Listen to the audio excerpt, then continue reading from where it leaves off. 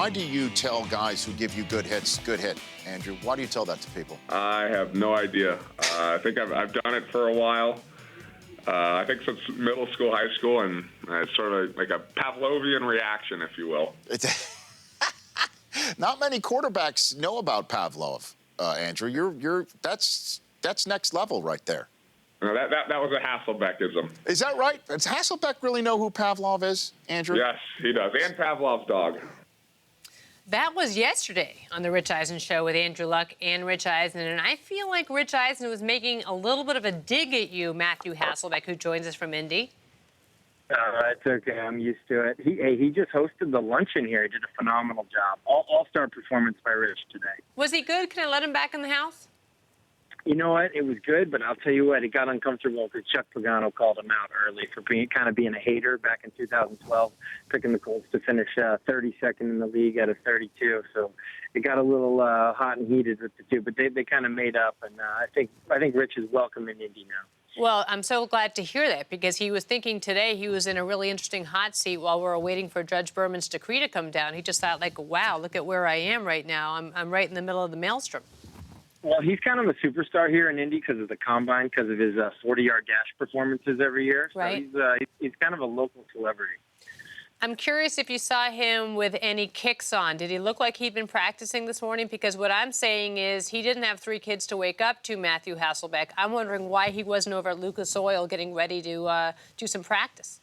No, you know what? He didn't have you to dress him either. He looked like he was auditioning for a Blues Brothers movie or something. So his sense of style was definitely lacking, knowing that he had to get dressed by himself.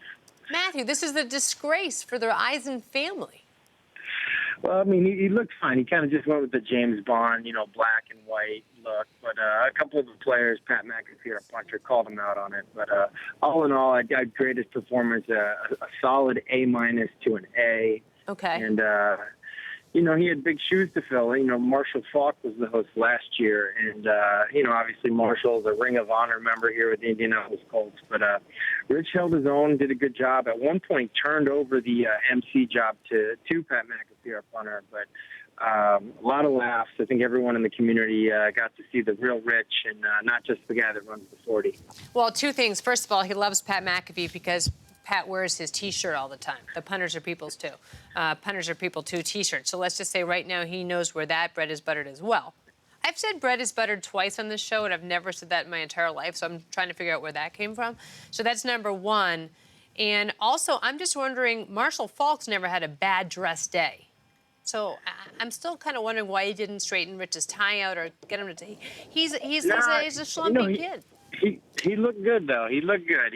He played it safe. That's all I would say. He just kind of played it safe. He said, I do the same thing sometimes. I'll just stick to like a blue shirt or just go black and white. But, probably could have used a woman's touch maybe, just a little bit. But all in all, I would say his emceeing, he was funny, he was witty. He called Coach Pagano out for all the coach cliches that he uses. And as players, you love when your coach gets called out for using cliches. Like, I think the media probably the same thing. They love when people get called out. So it was nice. He's part of the Colts family now. It was a great event. Hey, Matt, it's Law. Just curious, obviously they're playing a lot of Scout Team D.